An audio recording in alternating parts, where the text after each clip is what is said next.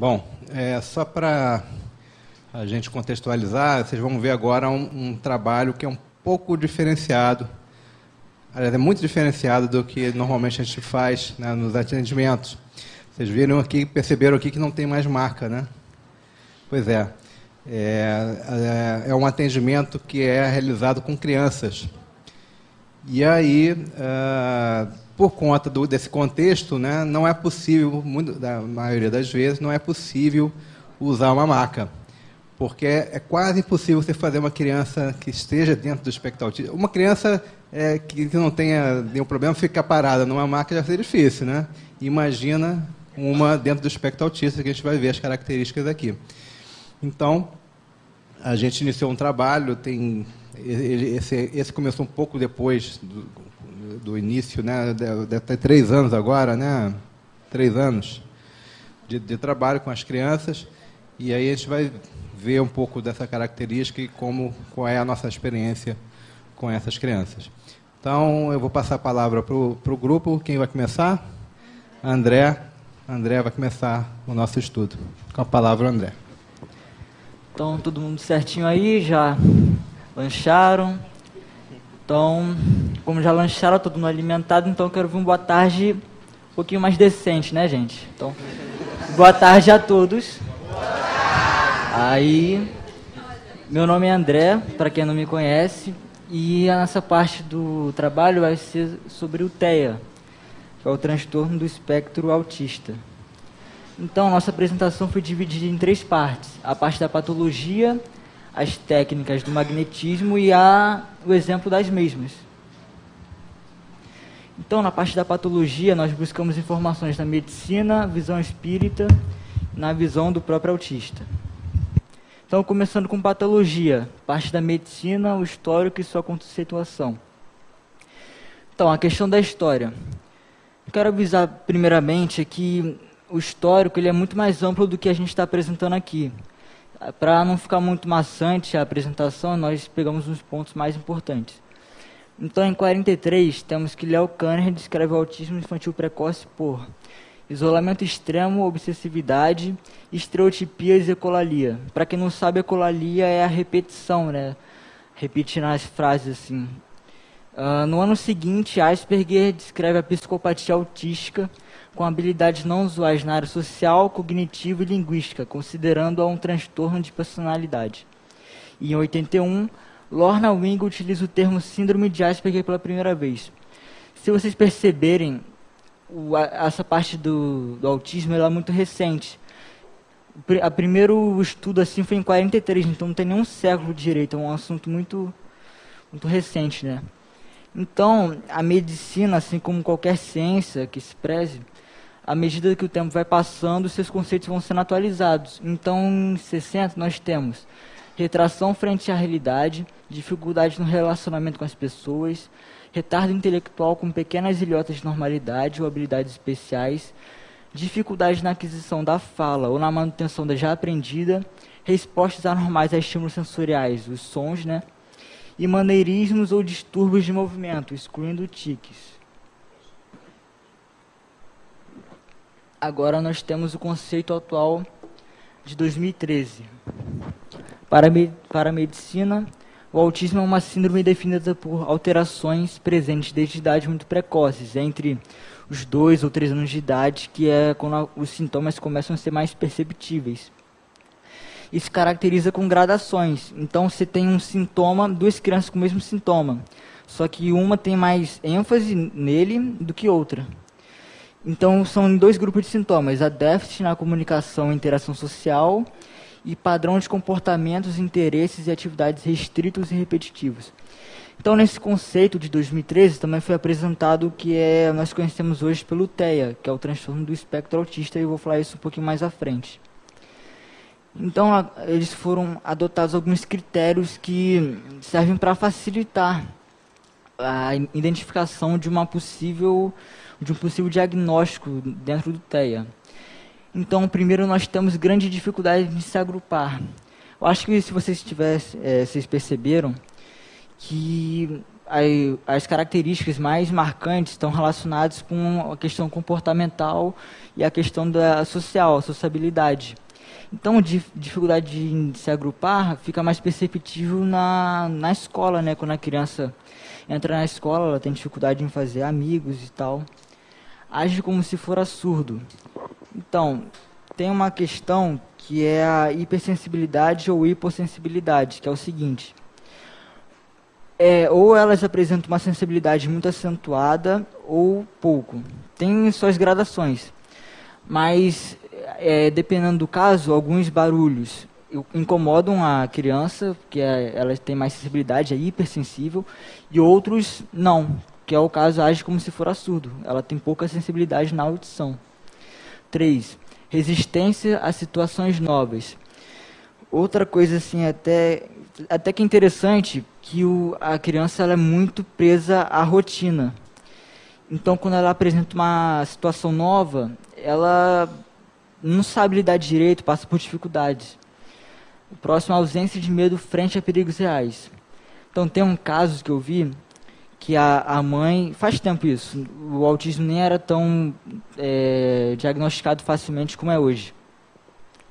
A mãe estava caminhando na rua com seu filho, atravessando a rua de mãos dadas, e aí o filho simplesmente larga na mão dela e sai correndo na rua e deita no chão. E nisso o sinal ele abre na hora. Aí o caminhão estava vindo na direção dele, ele estava acelerando, porque ele pensava que a criança ia sair, né? Porque um caminhão vindo para você normalmente sai. Mas não, ele foi lá e continuou parado, deitado. Até que ele freou na hora, graças a Deus. Aí uma senhora veio ajudar ele, ela viu a situação, né, e veio ajudar. E ela achava que a criança era retardado mental, assim como o filho dela. Só que não, depois foi descoberto que ele tinha autismo.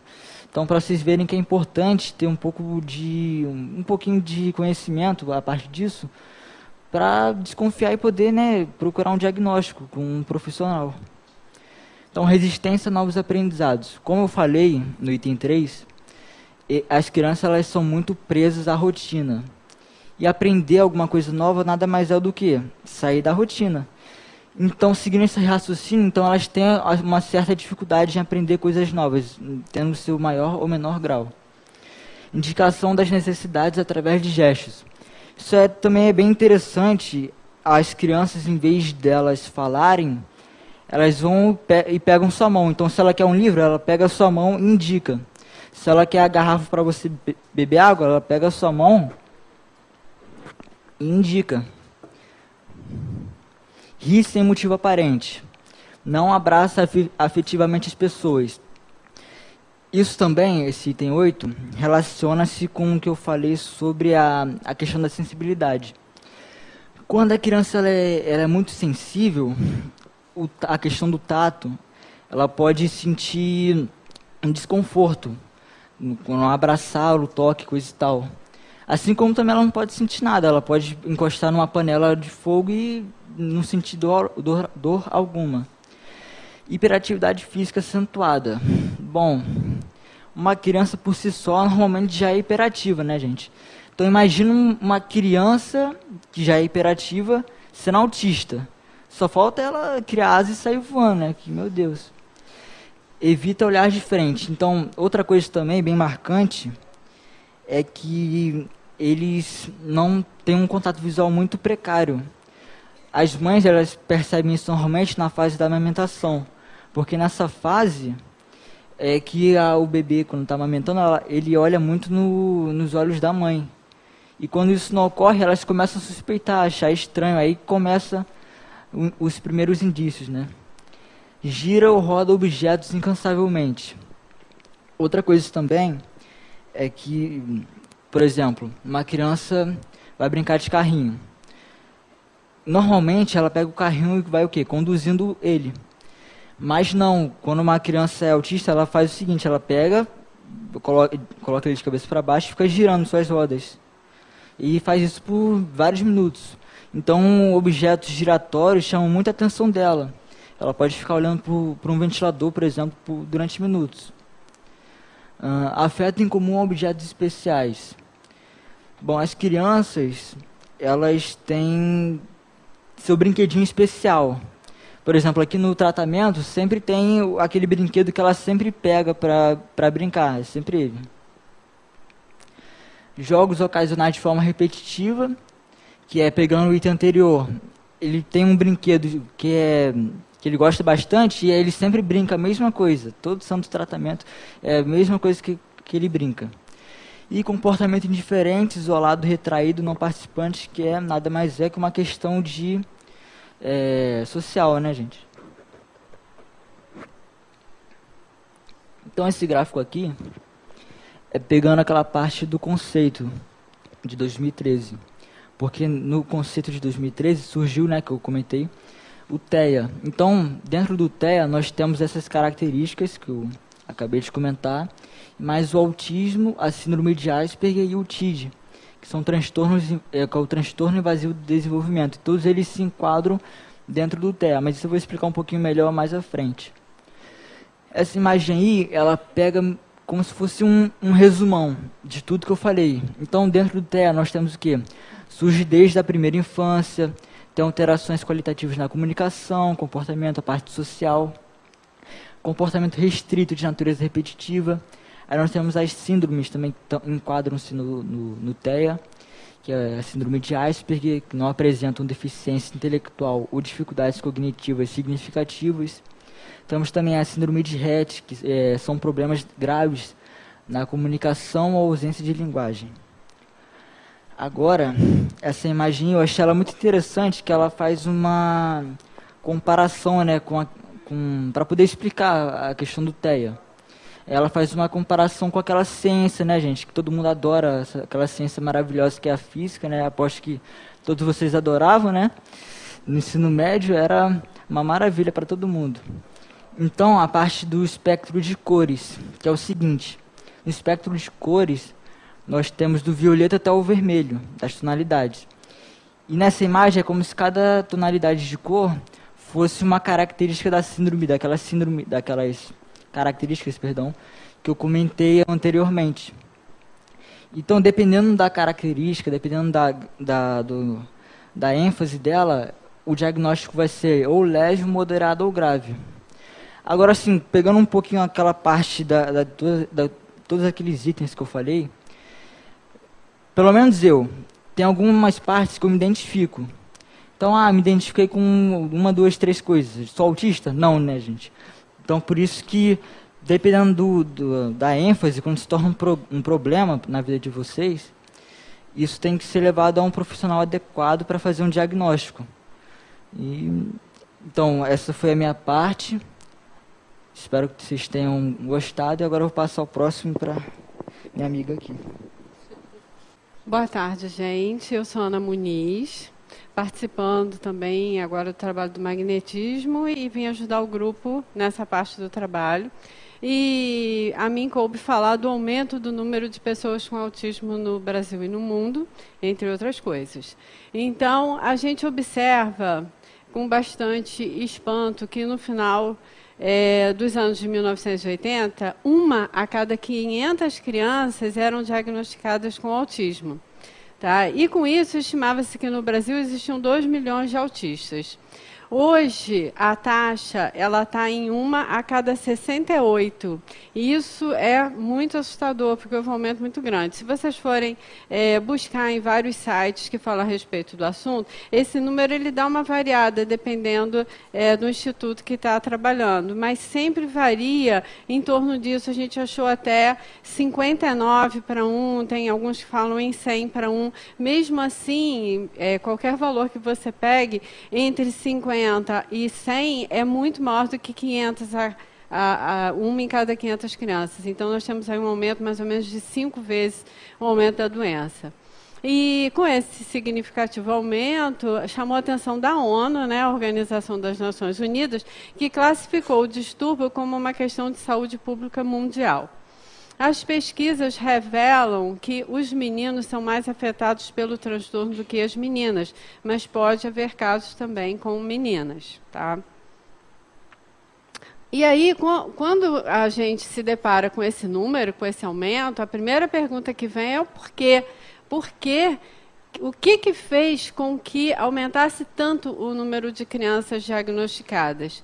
Então, uma série de fatores, mas basicamente foi o aumento do espectro, como o André falou, né? Até meados de 1990, para ser considerada autista, a criança precisava não interagir socialmente, nem se comunicar.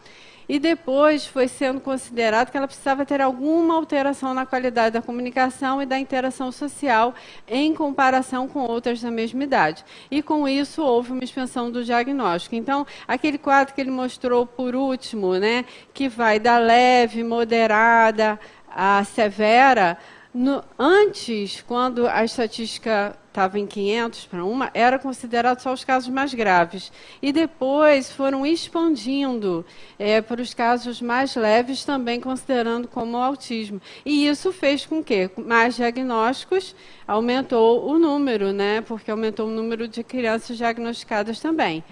Outro fator é que houve um grande aumento do conhecimento sobre o transtorno, tanto entre médicos, que começaram a pesquisar mais e daí faziam mais diagnósticos e mais precoces, quanto também, no fim dos anos 90, as pessoas passaram a falar mais sobre autismo, não só entre os médicos, mas as famílias de autistas criaram grupos para discutir o assunto. E quanto mais se fala, mais o autismo passa a ser reconhecido pelos médicos e pelas famílias. E isso faz com que a gente detecte mais rápido a doença e, assim, procure o profissional que vai fazer o diagnóstico cada vez mais precoce. Nessa doença, no autismo, quanto antes o tratamento começar, muito melhor para a gente obter um resultado bom. Inclusive aqui no magnetismo também. Quanto antes a criança chega, melhor é o resultado. Então é muito bom, porque esse número era pequeno, porque muitos autistas que foram antes dessa data, que tinham a doença, eles eram diagnosticados muitas vezes na adolescência, na fase que já não tinha muito recurso mais. Mas mesmo assim sempre há o tratamento. E isso foi uma ajuda muito grande. As causas. As causas são ainda as causas que provocam o transtorno do espectro autista, elas são desconhecidas, mas a medicina tem estudado muito. A complexidade desse transtorno, como vocês viram, ele tem gradações, ele tem características que uma criança tem e que a outra já não apresenta. Isso tudo dificulta muito que se chegue numa causa. Mas os médicos, eles estão buscando e eles acreditam que existe uma causa genética que seria espontaneamente ou herdado, seria gerado espontaneamente ou herdado. E eles estão pesquisando, estão buscando. E, apesar de nenhum gene ter sido diagnosticado até agora, identificado como causador, pesquisadores estão procurando mutações de código genético que as crianças com autismo possam ter herdado.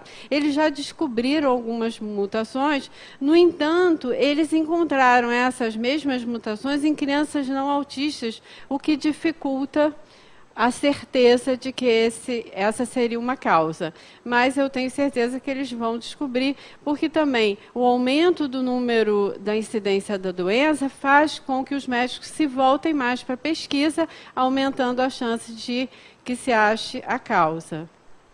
Outra suposição também seria que fatores ambientais, como estresse, infecção, exposições a substâncias químicas tóxicas, complicações durante a gravidez, como infecções quando a criança está intraútero, quer dizer, infecções maternas, ou durante o nascimento, poderiam também ser uma das causas, mas não tem nada comprovado cientificamente ainda. Continua nas pesquisas.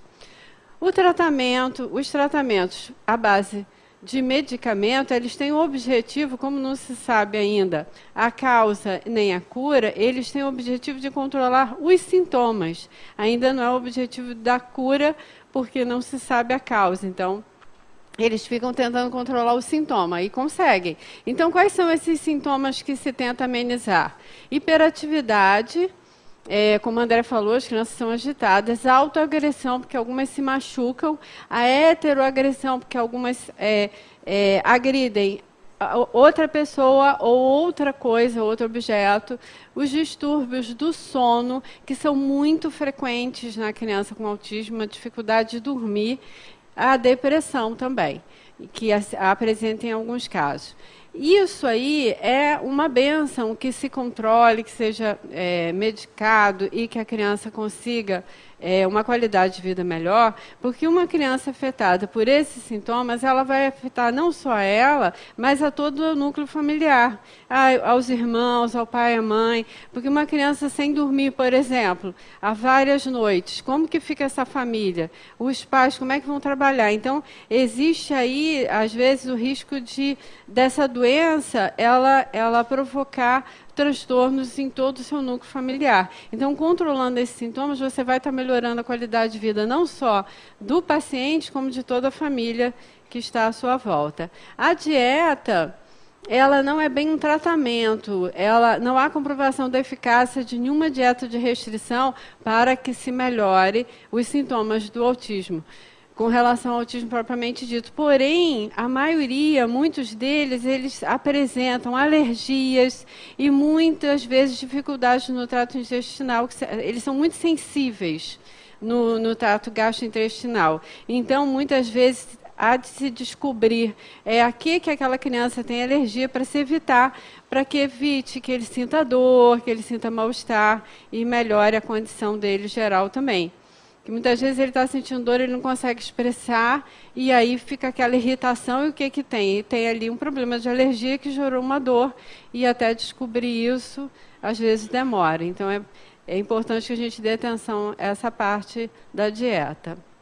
Tratamentos complementares seriam a fonoterapia, que é para ajudar na fala, que isso é uma característica muito importante no autismo, que é a dificuldade da comunicação.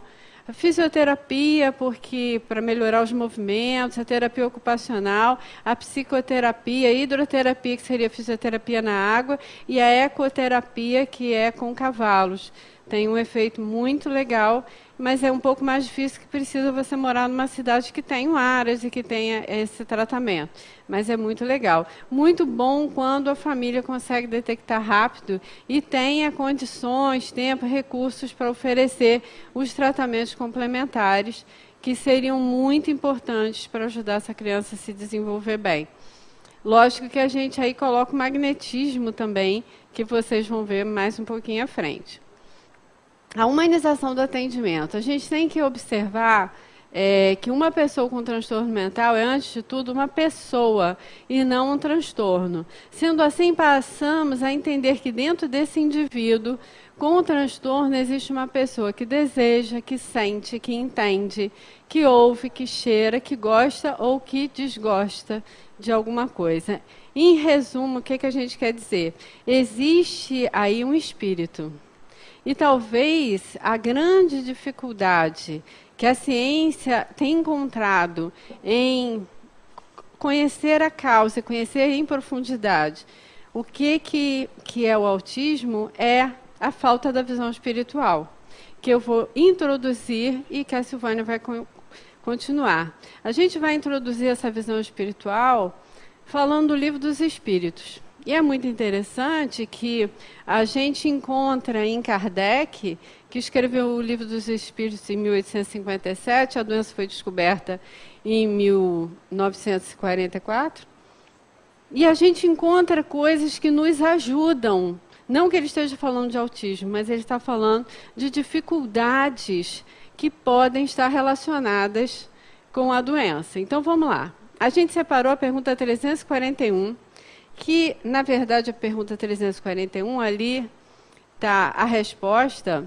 e a pergunta é a seguinte: a incerteza em que se acha quando a eventualidade do seu triunfo nas provas que vai suportar na vida é para o espírito uma causa de ansiedade antes da sua encarnação? Então, ele pergunta o seguinte: quando você está para reencarnar, qual é o estado do espírito quando ele está para reencarnar? Ele tem alguma incerteza daquelas provas que ele vai passar, da vida, ele tem medo, como ele está confiante. Isso tudo vai depender muito do espírito. Os espíritos respondem grande ansiedade, em razão das provas que escolheu e que necessita se submeter. A maioria dos espíritos carrega uma ansiedade na vinda, no seu retorno. A gente acha que não, porque aqui a gente está esperando aquele bebezinho com muita alegria, com muita esperança, e lá ele está com um certo medo. Por que isso? Isso eu não estou falando das crianças autistas, estou falando dos espíritos em geral. A gente está evoluindo com essas perguntas para vocês entenderem um pouquinho depois o que a Silvânia vai falar. É muito natural, por exemplo, quando a gente vai na escola fazer uma prova, para passar de um ano para outro, a gente não fica um pouco ansioso? A maioria das pessoas. E a gente estudou, a gente se preparou. Porque o professor ele não vai pegar uma prova de 9º ano e passar para um aluno de 1º ano. Ele passa a prova de acordo com aquilo que aquele aluno estudou. A mesma coisa é o espírito. Ele vai se submeter às provas, não só que ele necessita, mas que ele está preparado ele tem condição de assumir aquelas provas. Mas, mesmo assim, ele fica inseguro. E essa insegurança vem do passado, de como foram, ele já ter falhado muitas vezes em outras provas, do sofrimento que ele teve em outras encarnações, de coisas ruins que ele passou e que ele grava na memória, e o medo de errar novamente, que a gente sempre tem. Então, a maioria das pessoas vem com essa incerteza. Na 342, Kardec pergunta se, nesse momento, os espíritos são acompanhados de seus amigos, se eles têm uma companhia junto deles na hora da encarnação, da reencarnação, né? E ele diz isso aí, e ele diz também que depende da esfera que esse espírito pertença. Se ele está na esfera que reina a afeição, os espíritos que usamos acompanham até o último instante, encorajam-no e muitas vezes seguem os passos durante a vida. Então, a gente pensa que a despedida dessas pessoas que ficam também é um fator de dificuldade na hora, porque são aqueles amigos. Então, eu imaginei assim, uma pessoa indo fazer uma viagem, um intercâmbio, um jovem vai para o intercâmbio. Conforme ele seja mais querido, ele tem angariado mais amigos, ele vai para o aeroporto levar ele da força, que ele vai passar um tempo grande fora. Vai aquela, como dizem os jovens, vai aquela galera. E os amigos vão dar força, vai dar tudo certo. Olha, eu vou ficar me comunicando com você. Pô, eu vou lá te visitar no meio do ano, não sei o quê. Os espíritos fazem a mesma coisa. Olha, vai dar tudo certo, eu vou me comunicar com você.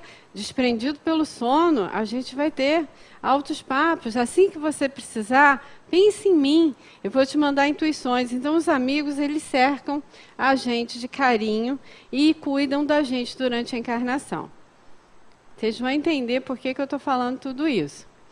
E, na pergunta 339...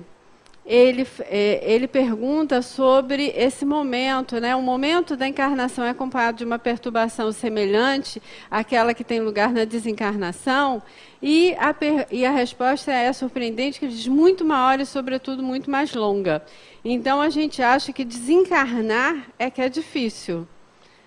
E que encarnar é fácil, porque seria uma alegria estar voltando. Mas, na verdade, quando a gente volta, o espírito ele está sendo o quê? Aprisionado ao corpo físico.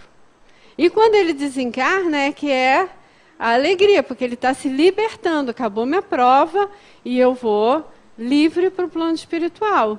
Se Deus quiser, se a missão tivesse sido bem cumprida, vai livre e leve, né? E então, por isso é que a gente não imagina como é difícil e mais longa. E por que é mais longa? Aí ele explica, nessa pergunta 380, ele explica porque essa perturbação que acompanha o reencarnante, ela não cessa subitamente no momento do nascimento e não se dissipa senão gradualmente com o desenvolvimento dos órgãos físicos e psíquicos. Por quê? Por mais inteligente e preparado que seja o espírito, quando ele recebe e reencarna, recebe o corpo físico de um bebê, ele tem ali tolhido todas as suas manifestações. Porque o bebezinho, ele não anda, ele não consegue falar, então ele não articula o pensamento, ele fica preso. E daí essa perturbação de você não conseguir manifestar-se como se você se manifestava, está preso mesmo. Com o desenvolvimento desse corpo é que a criança começa a se expressar, ela começa a andar, ela começa a se comunicar, e aí ela vai expressar quem ela é. E aí começa a se dissipar essa perturbação. Por quê? Porque ele começa a se sentir um pouco mais livre, podendo se expressar. Isso tudo que eu estou falando, ele tem a ver com a parte que a Silvânia está falando, pelo seguinte, o Hermínio Miranda, ele comenta, eu vou até, que é muito legal o que ele diz, no livro que a Silvânia vai apresentar para a gente, que isso tudo que o Kardec, essas perguntas e muitas outras sobre esse período da reencarnação, período da infância, tem a ver com autismo, porque ele comenta, o Hermínio, que a atitude de não envolvimento assumida pelo autista seria atribuída a uma rejeição à própria encarnação. Então, é um espírito, isso é uma probabilidade, quer dizer, uma possibilidade que o Hermínio levanta em relação à doença que a Silvânia vai explicar melhor para vocês agora. Então, ele teria uma atitude de não envolvimento por medo, por receio àquela encarnação, ele não faz as ligações corretas. E então agora eu agradeço a vocês a atenção e passo para a Silvânia, que vai explicar melhor essa questão. Boa tarde, meu nome é Silvânia. Ih, gostei, viu, André? Está melhor do que o seu. Estão ouvindo bem? Eu não sei se eu coloquei o microfone aqui na posição. Tá? Bom, deixa eu pegar aqui. Tá. A Ana começou a falar sobre a parte da visão espiritual, que a gente acha que é super importante, até porque nós, magnetizadores espíritas, devemos sempre estar, né, olhando para uma problemática, e como o Roberto até falou ontem, nós tratamos doentes, né? Então a gente tem que tratar ali o ser como um todo, não podemos deixar, né, esquecer de que estamos tratando de uma pessoa que tem, não é, um corpo físico, um perispírito, um espírito. E quando a gente estava fazendo o estudo, preparando a equipe para a implantação do atendimento das crianças com transtorno do espectro autístico, aqui no Leôncio, em 2016, janeiro de 2016, nós começamos a fazer pesquisa sobre esse tema, né? Porque, na verdade, a gente não é dessa área, e começamos a estudar e buscar. E aí a gente tomou conhecimento desse livro, e a gente achou interessante incluir no trabalho, porque a gente vê que é uma leitura interessante e que consegue, né, fazer com que a gente linke essas informações que o André trouxe, falando das questões da medicina, e também com o que a Ana já começou a falar para a gente, que são as questões trazidas no Livro dos Espíritos. Então, o Hermínio, né, que é o autor desse livro, Autismo, uma leitura espiritual, ele não era espírita, tomou conhecimento da doutrina, então se tornou assim, um autor respeitabilíssimo, né? Todo mundo conhece muito. E ele, inclusive, lançou esse livro em 2013, já tem diversas edições dele. Então, a gente vai observar ao longo do livro que ele usa o termo muito autismo, né? Ele não trabalha com o termo TEA, né? O transtorno do espectro autista, porque certamente toda a sua pesquisa e a elaboração das suas escritas foi anterior, concomitante à mudança da classificação que o André colocou aqui, que foi a partir de 2013. Então, o estudo desse livro, ele se concentra muito naqueles autistas, né, mais considerados, vamos dizer assim, clássicos, naqueles que têm mais severidade. E ele é um autor que trabalha também, faz muito estudo nessa área de psiquiatria, de transtornos da personalidade. É um livro que traz muitos dados, muitas informações, e ele é muito fundamentado, ele é muito rico em estudos de caso. Então, a gente vai fazer um recorte desse livro aqui, muito rápido, que é de um capítulo, onde ele traz, né, a interface espiritual, trazendo, né, focando com a relação do autismo. Aqui, né? Tá. Então, segundo o Hermínio, ele já coloca nesse capítulo logo no início. Somente se poderá entender o autismo e dele cuidar eficazmente, quer dizer, com resultados, a partir da adoção de um modelo clínico que leve em conta o fato de que o ser humano é o espírito imortal, pré-existente, reencarnante e sobrevivente. E que foi aquilo que a gente falou, né? A gente tem que levar isso em consideração, e ele coloca claramente, se isso não for levado em consideração, realmente os resultados talvez não sejam tão eficazes assim. Bom, aí ele vai lançar uma hipótese que a gente trouxe assim, bem resumida, mas a gente vai destrinchando para a gente poder chegar lá na conclusão. Ele coloca assim: o espírito em processo reencarnatório, uma vez instalado no hemisfério direito, passa para o hemisfério esquerdo a programação operacional necessária ao gerenciamento da interface do ser humano com a vida terrena. Traduzindo, mas isso aí, vamos lá. Ele fala de duas questões ali que a gente já falou antes, que é o seguinte: espírito e hemisfério, né? Direito e esquerdo. Então, o que a gente quer chamar a atenção nesse slide? É a interação entre a parte física, e aí ele está falando de cérebro, de hemisfério direito e esquerdo, que nós sabemos que, do ponto de vista físico, da estrutura do nosso cérebro, ele é dividido em dois hemisférios, com suas funcionalidades, né? E espírito. Então, o que ele está falando aí? No processo reencarnatório, a interface, a interação do tempo todo do espírito perispírito, célula a célula, que vai formando toda a parte do seu corpo físico.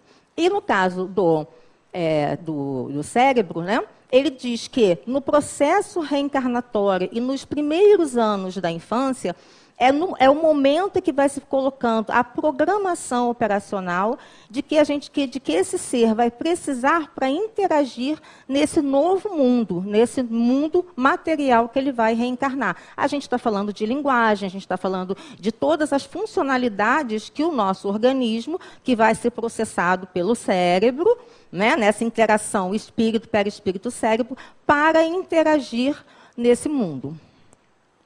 Bom, aí ele coloca, durante 12 ou 13 anos de vida, portanto, quer dizer, a gente vê que logo no início, logo na primeira infância, portanto, o hemisfério esquerdo da criança conta com a supervisão direta do hemisfério direito. Trabalham conjugados simultaneamente. Então, nesses 2 a 3 primeiros anos de vida, há uma integração muito forte. O espírito, o perispírito, ele está trabalhando ali muito intensamente, instalando como se fossem sistemas, mecanismos que vão ser necessários para essa interação social. Aí é nesse período que se cria o mecanismo da linguagem, instrumentação indispensável ao intercâmbio com o meio ambiente em que passa a viver. Por isso, e aí ele vai fundamentando e justificando isso no livro, que nesse período é que começa a se manifestar, né, os primeiros sintomas, e por que é tão importante identificar. O André já trouxe isso para a gente. Nesses 2, 3 primeiros anos de vida, a sintomatologia do autismo, né? Por quê? Porque é nesse período que ainda estão sendo colocados, instalados, toda a programação que vão ser necessários. É como se fosse mais ou menos um computador, né? A gente tem o hardware, que a gente tem toda a parte física, a estrutura física do computador, a gente tem o mouse, a gente tem teclado, a gente tem a tela do computador, então a gente pode associar isso ao cérebro, ok? E a gente tem o software, que são programas, sistemas que já estão lá instalados, que sem eles a gente não consegue trabalhar. E só que para esses sistemas existirem, essa programação, teve uma inteligência do programador. Ele foi lá, criou, bolou aqueles sistemas, aqueles mecanismos que vão ser necessários para a gente usar o computador e trabalhar. Ok? Então, a mesma coisa é o indivíduo. Como ele até compara isso no livro, né? Então, é como se você tivesse ali o corpo físico, o cérebro, que seria o hardware, e do outro lado você teria interagindo, né, os sistemas, a programação necessária para essa interação, junto com o espírito. Quer dizer, então você tem o perispírito e o espírito atuando junto a esse corpo físico, que nessa parte que ele está se focando especificamente é o cérebro. Bom, com relação àquele slide anterior, eu não falei exatamente com relação a funcionalidades. A gente sabe que existe uma série de estudos, né, com relação a funcionalidades do cérebro, tanto do hemisfério direito quanto esquerdo. E aí tem vários estudos falando como que um pode assumir o outro, a gente não entra nesse detalhamento. A gente assume, né, o que ele trouxe e também várias pesquisas que colocam que o lado esquerdo do cérebro é o responsável pela parte da linguagem verbal. E muitas outras funcionalidades, né, mas a gente vai se ater mais especificamente a isso. Bom, entretanto, em algum momento desses períodos de 2 a 3 anos, que seria o período de instalação desses mecanismos, há uma paralisação. Né? Então, nesse processo de aprendizado e desenvolvimento das faculdades próprias ao esquerdo, sem o estímulo mental, eu diria espiritual, os dispositivos cerebrais correspondentes ficam operacionalmente incapacitados.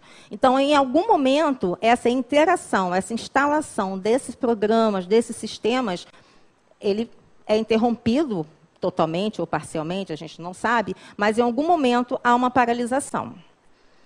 E ele conclui. Então, de acordo com ele vai fundamentando o tempo todo, né, no livro, é um livro até interessante da gente ler, ele vai conversando assim com o leitor, né? Então ele coloca que o autismo é certamente a resultante de uma pane em algum ponto do sistema, um defeito não casual, mas ao contrário, causal, disparado por um mecanismo de natureza kármica. Então, a pessoa é autista, não porque tem o cérebro danificado, mas tem o cérebro danificado porque não quis ou não conseguiu transmitir a ele, no período crítico da formação, os comandos mentais necessários ao seu correto desenvolvimento. Então, o que a gente chama a atenção aí nesse slide? Primeiro é que quando o André fala, o André e a Ana, na primeira parte da Ana, na questão da medicina, a gente diz que, em algum momento, é uma causa genética, né? Então, há uma questão no corpo físico. Então, seria o quê? Uma causa. E se a gente, de acordo com a leitura espiritual trazida ali pelo Hermínio, né, há uma questão anterior, perispiritual e espiritual. Então, aquela pane, aquele defeito, não seria a causa, mas sim uma consequência. Tá? E segundo, é a questão que ele coloca que essa pane pode ser de natureza kármica. Por quê? Porque ou ele não quis, ou ele não conseguiu transmitir todos esses mecanismos. Mas por que ele poderia não querer? E aí a gente vai fazer um link com todas as informações que a Ana trouxe.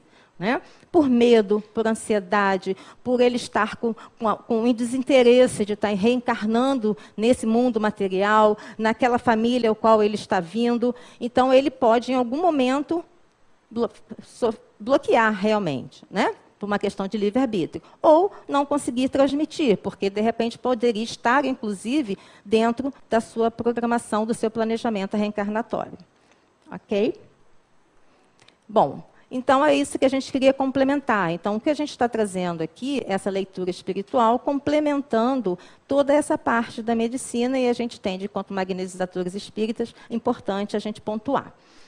Dentro da patologia ainda, nessas nossas buscas e nossas pesquisas, e inclusive nesse livro do Hermínio, que eu não mostrei para vocês, que é esse daqui, tá?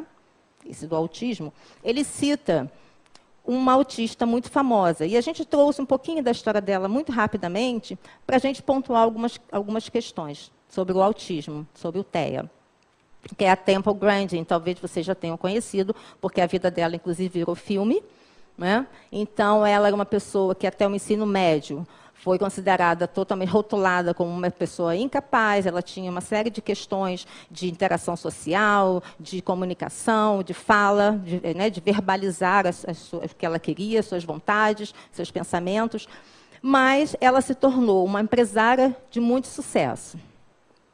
E o que ela diz sobre ela mesma? Né? E ela, inclusive, tem vários livros escritos. Ela trabalha com parcerias, mas ela consegue, né, transmitir hoje, né, depois de um determinado tempo, o que ela estava sentindo. O que ela fala sobre si mesma nesse livro, né, que é o Pensando em Imagens. Né?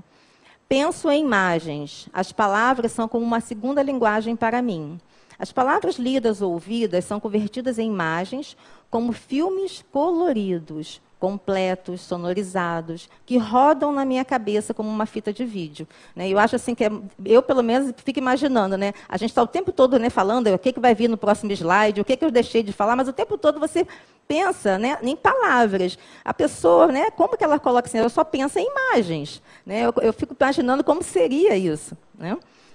E aí ela é capaz de criar mentalmente simulações tridimensionais de um projeto. Ela é capaz de visualizar todo o projeto, desenhá-lo nos seus mínimos detalhes, testar. Ela é capaz de rodar essas imagens tridimensionalmente, sem o uso de computador, só através da mente, né? E, mesmo assim, com todas as limitações, claro que com a ajuda, isso já no ensino médio, que seria o correspondente ao nosso ensino médio, né, porque ela é americana, que ela começou, com a ajuda da família e com a ajuda de um professor, a conseguir ter interação, conseguir se comunicar do jeito dela, vamos dizer assim, né, que ele conseguiu achar um caminho e fazer com que ela realmente chegasse até onde ela chegou, com a ajuda desse profissional. E, então, ela conseguiu fazer, nas suas próprias limitações, sua instrumentação de trabalho. E ela afirma sobre o autismo: tenho certeza de que qualquer que seja o pensamento sobre o autismo, ele vai incorporar a necessidade de considerá-lo isoladamente, cérebro por cérebro, filamento por filamento do DNA, característica por característica, ponto forte por ponto forte. Isso é muito importante, porque muitas vezes as pessoas são rotuladas, né? E sempre, normalmente, né, a gente rotula pelo aquilo que é vamos dizer, né, o seu ponto fraco, né? Então, a gente tem que entender, né, também que nós todos temos, né, e principalmente essas crianças também têm potencialidades, né? Então, ela entende que o mais importante é que seja realmente visualizado indivíduo por indivíduo, né, ponto forte por ponto forte. Então, assim, eu acho que a gente encerra essa primeira parte, que a gente falou sobre a patologia, com a visão da medicina, trazendo toda essa parte da visão espiritual, que elas se interagem, elas se complementam, e a visão desse autista, né? Que é importante. Quando a gente atende essas crianças, quando elas estão diante da gente, a gente lembrar, né, que a gente está diante de um ser, de um indivíduo, que é uma criança, mas que certamente já teve muitas experiências, né, e está aqui, né, diante da gente. Muitas vezes a gente não consegue identificar, mas eles estão ali pedindo ajuda, né? E eu acho que isso que é importante e a gente tem que estar atento dentro do nosso trabalho. Eu vou passar para a Cristina, então, que vai fazer a segunda parte, que são as técnicas do magnetismo. Boa tarde, sou Maria Cristina e eu vou falar sobre as técnicas do magnetismo. Não fui eu que comecei esse trabalho. Esse trabalho começou com a Silvânia e agora eu que estou trabalhando com as crianças. Mas nós começamos esse trabalho vendo o trabalho que começou na Sociedade de Estudos Espíritas Vida, lá em Pelotas, com a Ana Vargas. Ela que começou esse trabalho. E depois no Instituto Espírita Paulo de Tarso, em Aracaju, com a Marcela. O jornal Vórtice também nós nos informamos. E no nono M, houve uma sala temática, um estudo sobre o autismo, muito interessante na época. O nosso trabalho aqui começou em 2016. Era uma criança e 2 pessoas na equipe, um magnetizador e um facilitador. O atendimento era uma vez na semana só. Em 2017, atendíamos 2 dias, mas agora, em 2018, passamos a atender uma vez só na semana, atendo 6 crianças, sou eu, um magnetizador, e uma facilitadora, que é a Adriana. O protocolo utilizado é o da Ana Vargas. Como ela chegou a esse protocolo? Chegou uma criança lá na Sociedade Vida e ninguém diagnosticava o que essa criança tinha. E lá eles fazem um trabalho de mediúnico e o protetor dela, que é o Georges, veio e disse que a criança era autista e que ela tinha que atender a criança e que ele ia passar como esse atendimento seria feito. E ela passou a atender essa criança, ela ficava no meio da sala, ele passando todo o procedimento e a outra pessoa fazendo. e deu muito certo. Tá? Ela usa técnicas dispersivas nos centros de força frontal e humeral e o alinhamento perpendicular para amenizar crises e convulsões dos pacientes e acalmar as crianças. E concentrações nas regiões frontal para o psicológico e humeral no sistema nervoso. Quer dizer, essa é a base do tratamento, mas não existe um protocolo fechado. Cada criança é uma criança, como vocês ouviram falar até agora, né? São crianças, mas são pessoas com sentimentos, problemas separados, nada é igual, cada uma é de um jeito, então você não tem um protocolo igual para todo mundo.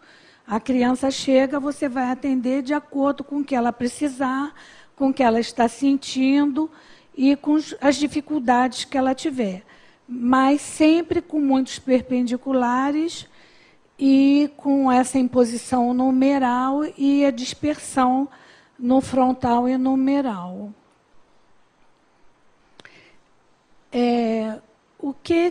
Como é feito esse atendimento? Esse atendimento não é feito lá na salinha das crianças, com brinquedos, não tem maca, por isso que vocês estão vendo essa cadeira aqui. As crianças ficam sentadinhas na mesa, né, ou correndo, ou fazendo o que elas bem quiserem, né, e você atende as crianças ali, brincando, fazendo o que elas querem fazer. O que eu acho assim, muito... Ai, Jesus, não tem jeito. Só um minutinho, que eu me emociono quando eu falo. São crianças assim super especiais. Não porque são autistas, mas porque elas são especiais mesmo, sabe? São super sensíveis. Então, a gente tem que ter todo um preparo para atender essas crianças. Né? Não são crianças que você vai chegar, ela vai vir correndo, vai te abraçar, vai te beijar. Não. Tá? Muitas nem vão olhar para você, não vão querer ser tocadas, nada. Mas são super sensíveis, super sensíveis. Então, eu sempre falo que para trabalhar com essas crianças, a gente tem que cuidar dos nossos pensamentos, cuidar da nossa alimentação, se preparar, porque eles percebem tudo. Tudo eles percebem. Se você não estiver bem, eles nem falam, mas eles percebem. Entendeu? Então, você tem que se preparar para fazer o atendimento deles e lidar com eles. Qualquer coisa, eles notam. Tá? Sempre, quando eles chegam, a gente recebe eles, né? Se eles te abraçarem, beleza, maravilha. Se não, eles vão chegar, nunca estar dentro da sala, sempre esperar eles do lado de fora, ou entrar na sala junto com eles, ou eles entrarem primeiro na sala, né? E os brinquedos, tem vários brinquedos, eles às vezes chegam, correm, pulam, a gente tem que esperar um pouquinho, daqui a pouquinho eles aquietam um pouco, às vezes não, e você tem que atender assim mesmo cada um deles. E, geralmente, eu peço para sentar um pouquinho na mesa com um brinquedo que eles vão escolher. Nunca o que a gente oferece eles querem, porque eles são muito autoritários, todos eles. Eles são determinados, apesar de ter todo esse problema, eles sabem o que eles querem, têm dificuldade de aceitar o que você oferece, eles que escolhem e a gente entra na brincadeira deles. E o primeiro contato com eles, você não chega, você tem que deixar eles aceitarem você, né?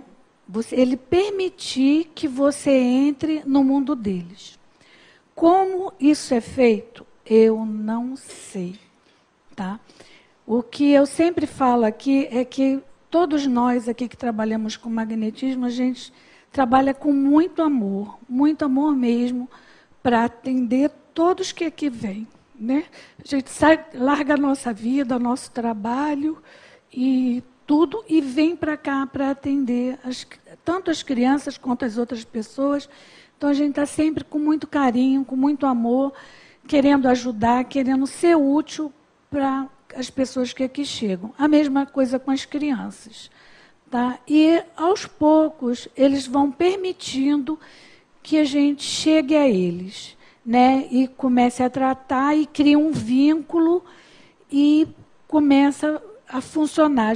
Ele permite que a gente entre no caminho, nas brincadeiras, na vida deles, e vai entrando. Tem uns que você trata e eles não estão ali, não estão presentes, estão no mundinho deles. Daqui a pouco eles começam a ficar mais presentes, a observar o que nós estamos fazendo, imitar o que a gente está fazendo, ou segurar na sua mão, dar um sorriso. E, aos pouquinhos, você vai tratando. Deixa eu olhar no meu papel se eu falei tudo. E falei que a gente tem que ter muito cuidado com o que fala e com as atitudes que nós tomamos. Porque, quando você começa a atender, você nunca sabe o que vai acontecer. Eles têm uma mudança de humor muito rápida. Então, no início do trabalho, que eles ainda não conhecem você, eles têm oscilação de humor. Então, às vezes, eles estão ali muito quietos, você pensa que eles não estão ali.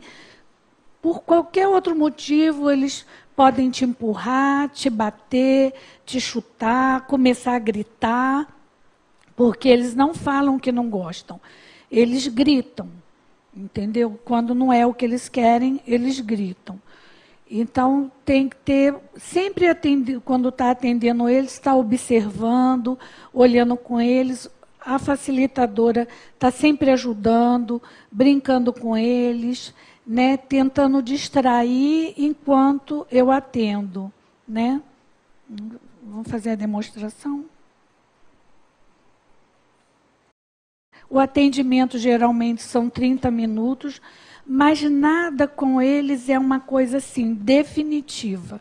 Tá? Tudo vai depender como a criança está. Tem dia que eles chegam bem, sentam, ficam ali brincando, você atende rapidinho. Tem dia que já chega correndo, né, Adriana? Não quer sentar, você às vezes espera um pouquinho, deixa ele agitar, depois ele senta, ou às vezes você sai correndo atrás dele e fazendo atendimento. Até o Ângelo, né, falava: tia Cristina, o que você está toda hora atrás de mim? Eu falei: meu filho, tia te ama e não consegue ficar longe. Mas é porque eu estava atrás dele tentando atender ele, né? E ele não estava entendendo que ele olhava, eu estava perto. Ele olhava, eu estava perto. Então, tudo vai depender, sabe? Depois, quando eles acostumam, é mais fácil, né? A gente deixa brincar um pouquinho e fala: ó, agora senta aqui um pouquinho que tia vai cuidar de você. E aí eles sentam, quando eles querem levantar, eu digo: só mais um pouquinho, já vai acabar. E às vezes ficam, às vezes não ficam, levanta, a gente espera ou vai fazendo atrás deles, né? Eu sempre faço uma oração antes de começar. Quando a criança já é um autista bem leve, eu consigo que eles façam a oração junto comigo, eles dão a mãozinha, fecham os olhinhos e fazem a oração. Quando não, eu faço a prece e começo o atendimento. Sempre com perpendiculares. E o perpendicular, assim, é a bênção divina. Porque quando eles chegam, assim, gritando muito em desespero, e tome perpendicular, eles vão aquietando, e você consegue fazer o resto do atendimento. Então, eu às vezes atendo sentada, dependendo da criança, quando é pequena, quando não, tem que ser em pé mesmo. Então, com perpendiculares, é bom que você faz muito exercício. Eu estou gorda, mas faço exercício. Então, você começa com perpendicular, né? Ativante para o calmante. No caso do perpendicular, muito bom para eles, mais calmante até do que ativante. Mas a gente faz todas as faixas, tá? Ativante e calmante. Muito perpendicular. Praticamente uns 10 minutos de perpendicular, tá? Não vou fazer aqui os 10, que aí também não é justo, né? E perpendicular, tá? Esplênico, tá? Aí depois você faz o tato, para você ver quais centros de força estão, né, ou com excesso, ou com falta, e faz transversais no frontal, dispersivos, né? Eu já tenho mania de fazer assim, porque eles estão sentadinhos, aí eu faço assim, porque logo no início, você botar a mão na frente, eles não gostam. Então, transversais, e é a pulseira, né? Vou tirar. E no frontal, numeral, tá? Depois você trata os chakras que estão desorganizados e faz imposição no humeral e no frontal, tá? Essa imposição é ativante e calmante. Mas, no caso deles, a maioria, quando você está fazendo, eles soltam o peso da cabeça na tua mão. E isso deve dar um conforto muito grande a eles, porque sempre que eles fazem isso, depois eles olham para mim e dão um sorriso, sabe? Então, deve causar um alívio muito grande para eles. Aí você faz. Essa imposição, você está fazendo no frontal, você está trabalhando tálamo, hipotálamo, hipófise, pineal, e você também está trabalhando, mentalizando a socialização, porque todos eles têm problema de socialização, a parte da fala, a parte motora, tá? A parte emocional e a dificuldade que a criança tem. À medida que eles vão superando, vai surgindo outras coisas e você vai trabalhando também as outras coisas que vão surgindo, tá? Cada coisa. Depois nós trabalhamos esplênico, transversal, o laríngeo, sempre para aumentar a imunidade deles, que todos têm alguns problemas, a maioria, né, problema de imunidade, com exceção do João Vitor. O gástrico, porque muitos têm problema digestivo, têm uma dificuldade de alergia no intestino, e também porque muitos são muito agressivos e uns têm tipo uma raiva, sabe? Uma raiva. E você tem que trabalhar aqui no gástrico para ir amansando também, tanto no frontal quanto aqui, e o resultado é ótimo no gástrico, tá? E o intestino, quando for o caso, e dependendo de cada criança, você vai trabalhar uma série de coisas. Quando termina com perpendicular, ativante, calmante. Muito perpendicular. Muito perpendicular. Muita coisa. Quase, de novo, uns 10 minutos de perpendicular. E aqui também. Tá? E aí depois, quando eles são, né, quando eu acabo, eu deixo ele solto, pintar e bordar na sala e vou magnetizar a água.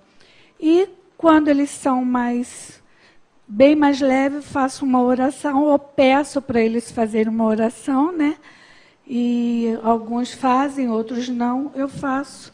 E é mais ou menos isso. E aqui eu trouxe para vocês que eu pedi à mãe de cada um deles para colocar um comentário como essas crianças ficaram antes e depois do trabalho com magnetismo. O Pedro, ele tem 12 anos. O Pedro, a mãe dele, eu vou colocar como elas mandaram para mim. Vou ler o que elas falaram, tá?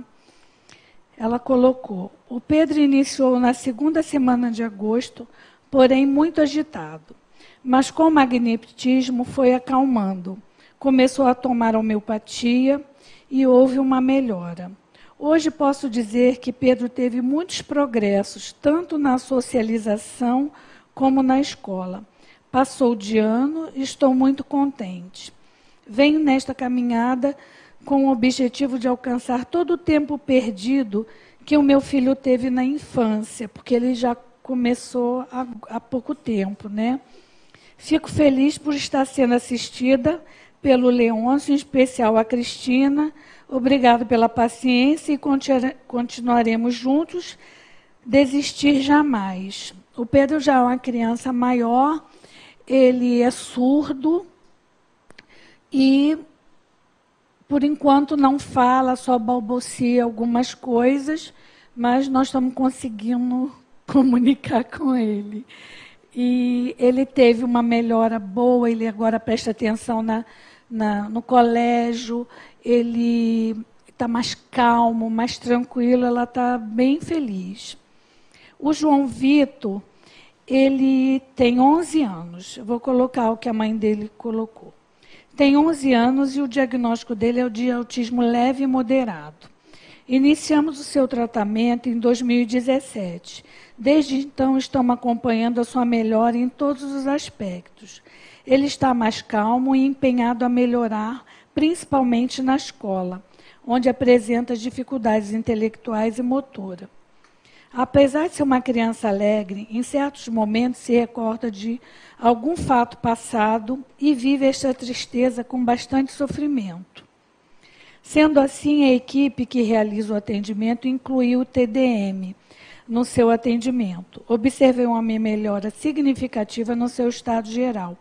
E como se o João aprendesse a lidar com esses sentimentos sem chegar ao extremo, sem o desequilíbrio. A melhora logo após o passe é significativa. Ele relata tranquilidade e paz. O João, ele é bem leve, um autista bem leve mesmo, mas ele tem algumas dificuldades, como ela colocou aqui, e o autista, tudo com eles é demais.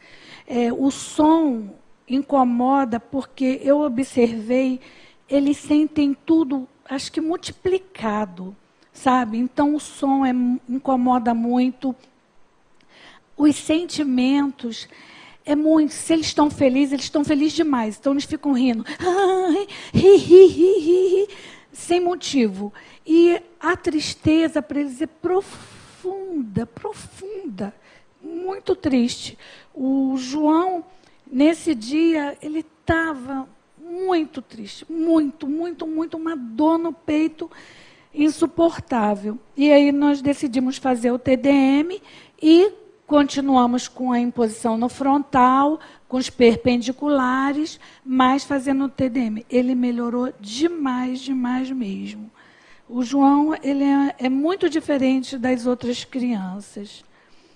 O Guilherme, ele tem 9 anos. E a mãe dele diz assim: o que mais percebi no Gui antes e depois do magnetismo foi o problema do intestino dele. Tem conseguido ficar mais concentrado na sala, tanto que começou a escrever e tem capacidade de imitar, o que ele não tinha. O sono realmente ainda varia, tem algumas noites calmas e outras nem tanto. Conseguia, pela primeira vez, imitar a mediadora e, com isso, deu um belo espetáculo na sua formatura. Estava com uma grave infecção intestinal e, desde o dia 18, as fezes têm melhorado. Apesar do Gui só estar no magnetismo há 3 meses, percebemos que ele conseguiu ficar mais concentrado na escola, conseguindo começar a escrever. Mas o melhor de tudo é todo o acolhimento e o carinho que ele recebe de você, meu e da Adri. O Gui, ele tem... esqueci o nome. apraxia da fala. O Gui ele ainda não fala, mas ele está aprendendo a escrever agora. A mãe se comunicava com ele com tipo água, com figurinha, mas a mãe tinha que pegar e levar ele. Agora não. Agora ele vai lá, pega quando quer água e leva para o pai e a mãe. Então ele já teve uma melhora boa também. O Bento, ele tem 2 anos e meio. A mãe colocou assim: Bento antes do magnetismo, apático, pouquíssima interação com crianças, não atendia aos chamados, só falava papai e mamãe, porém muito pouco. Não dava função a objetos, sono inquieto. Depois do magnetismo, bastante sorridente, mais agitado, procura e brinca com crianças, foca mais o olhar, associa bem os objetos, dando função e nome. Aumento do vocabulário, inclusive iniciando a formação de frases. Reconhece os números e sabe contar de 15 a 20. Fala o alfabeto, canta e faz coreografias também agora.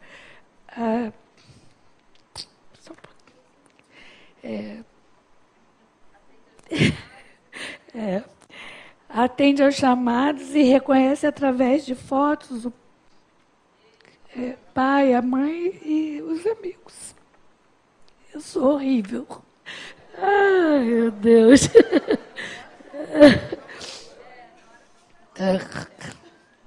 O Miguel, é outro Miguelzinho, ele tem 5 anos agora.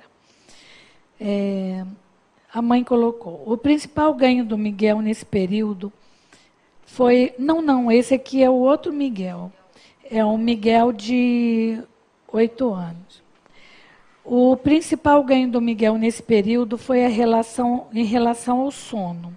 Eles têm terror noturno, sabe?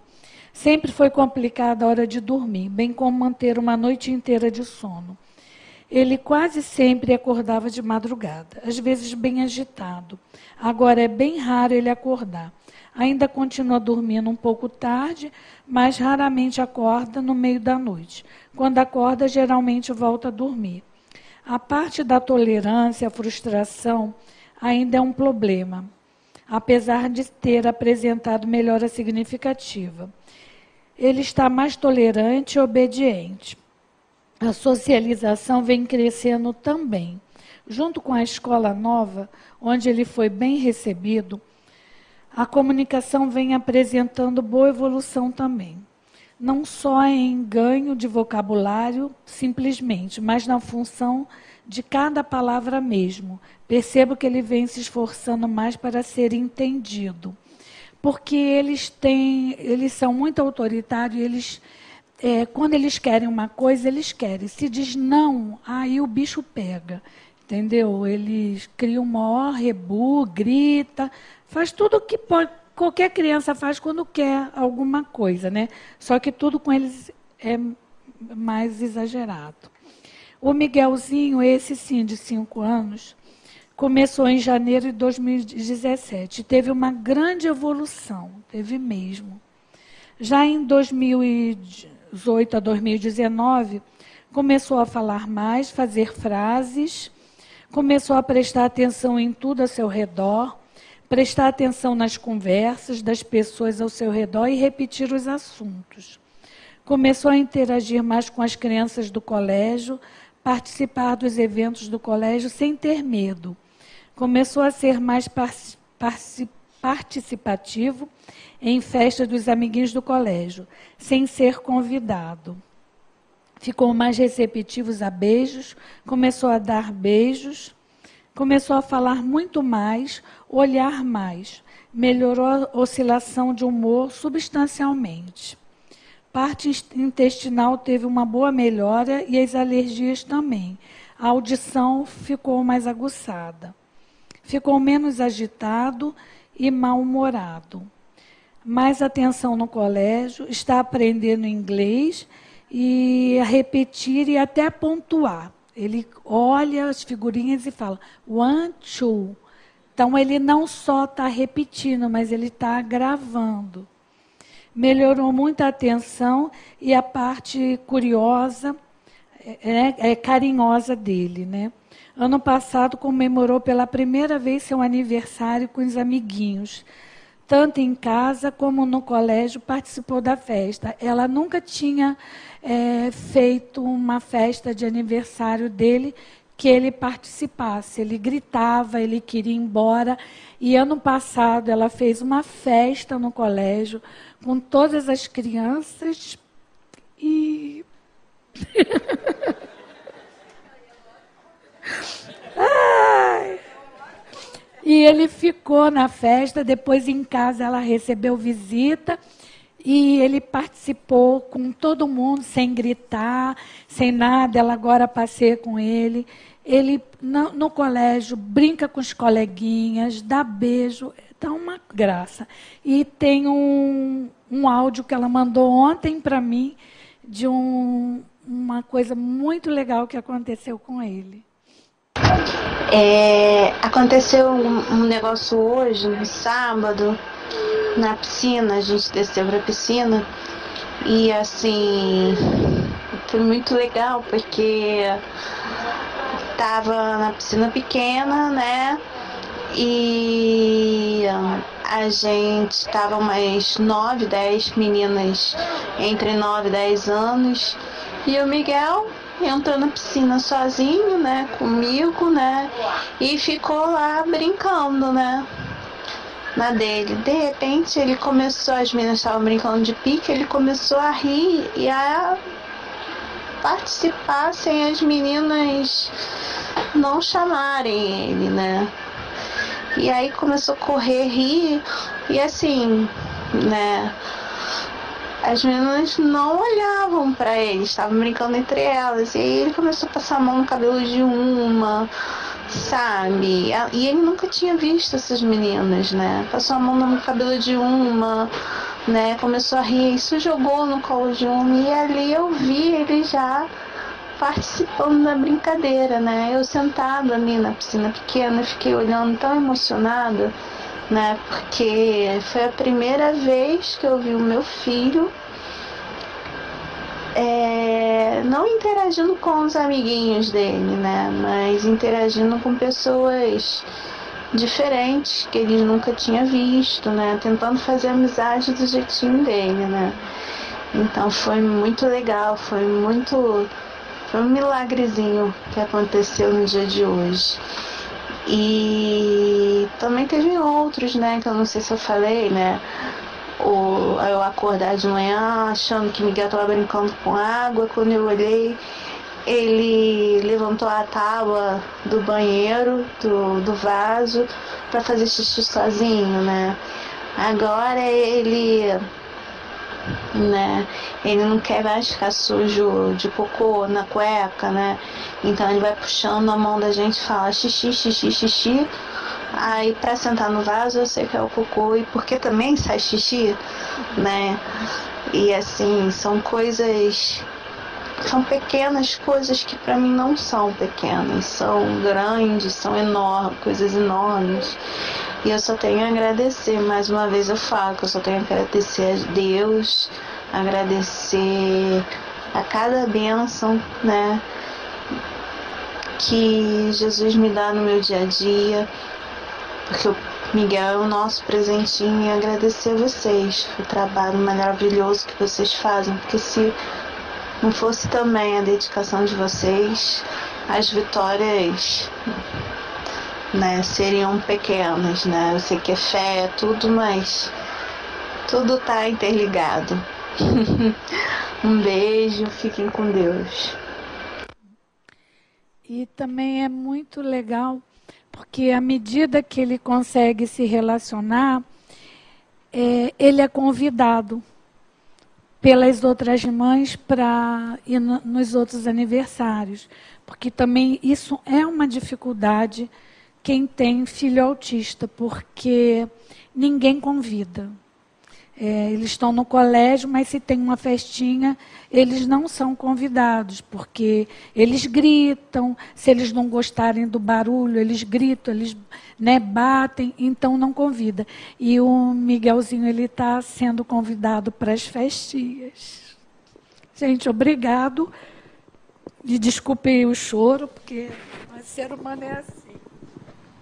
Boa noite, pessoal. Como você já sabe, eu sou o Marco Antônio. Para quem estava aqui ontem, para quem não estava ontem, muito prazer. Eu vou finalizar o trabalho do TEA, da oficina do TEA, e depois de toda essa explanação sobre o transtorno do espectro autista, o Hermínio Miranda, autor do livro Autismo, fez aquele estudo todo que vocês viram, um resumo, e nos trouxe os seguintes questionamentos. O autista é considerado diferente de uma pessoa dita normal, mas o que é normal? Como funciona o mundo em que ele vive? Onde está a inteligência consciente que planeja e dirige seu comportamento e suas reações? Qual, enfim, a sua lógica? Em que, onde, como e por que ela difere da nossa? Se é que difere. Talvez não tenhamos respostas para essas perguntas. Vamos pesquisar, né? E as coisas evoluirão. Aí ele faz as afirmações, né? É possível imaginar que para esses enigmáticos seres humanos, nós, os normais, é que somos estranhos. É o nosso comportamento que precisaria ser modificado, pelo menos para que funcionasse entre eles e nós um sistema mínimo de intercâmbio. Não há palavras no dicionário deles, mas a linguagem universal do amor também é não verbal. Para se expressar através dela, há gestos, a expressão corporal, a vibração sutil e invisível da emoção, da solidariedade, da paciência, da aceitação da pessoa como ela é, não como nós queremos que ela seja. E a linguagem do amor é para todos. Aqui tem um poema do McKen, é um autista e escritor americano. Eu vou ler para vocês. Ele diz assim: construa-me uma ponte. Eu sei que você e eu nunca fomos iguais. E eu costumava olhar para as estrelas à noite e queria saber de qual delas eu vim. Porque eu pareço ser parte do mundo. E eu nunca saberei do que ele é feito, a não ser que você me construa uma ponte. Construa-me uma ponte, construa-me uma ponte de amor. Eu quero muito ser bem-sucedido, e tudo que preciso é ter uma ponte construída de mim até você. E eu estarei junto a você para sempre. Nada poderá nos separar, se você me construir uma ponte. Uma pequenina ponte, minúscula ponte, de minha alma para o fundo do seu coração. Obrigado.